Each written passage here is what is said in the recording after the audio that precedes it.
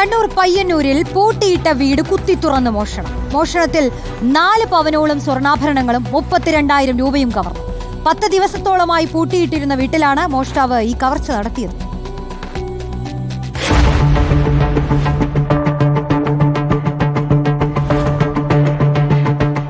പയ്യന്നൂർ ടൗണിന് സമീപം വ്യാപാരിയായ മോഹനന്റെ പൂട്ടിക്കിടന്ന വീട് കുത്തിത്തുറന്നാണ് മോഷ്ടാവ് കവർച്ച നടത്തിയത്. ദിവസങ്ങൾക്ക് മുൻപ് കുടുംബം ബാംഗ്ലൂരിൽ താമസിക്കുന്ന മകളുടെ വീട്ടിലേക്ക് വീട് പൂട്ടിപ്പോയിരുന്നു. 10 ദിവസത്തോളം പൂട്ടിയിട്ടിരുന്ന വീട്ടിൽ ഇന്നലെ വൈകുന്നേരം മകൻ എത്തിയപ്പോഴാണ് മുൻവശത്തെ വാതിൽ കുത്തിത്തുറന്നതായി കാണുന്നത്. തുടർന്ന് നടത്തിയ പരിശോധനയിലാണ് 4 പവനോളം സ്വർണ്ണാഭരണങ്ങളും 32,000 രൂപയും നഷ്ടപ്പെട്ടതായി കണ്ടത്.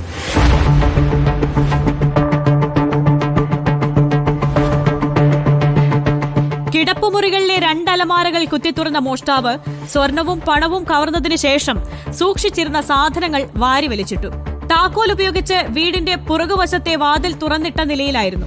മകൻ ഉടനെ പോലീസിനെ വിവരമറിയിച്ചതിനെ തുടർന്ന് പോലീസും ഫോറൻസിക് വിദഗ്ധരും ഡോഗ് സ്ക്വാഡും സ്ഥലത്തെത്തി പരിശോധന നടത്തി. റിപ്പോർട്ടർ, കണ്ണൂർ.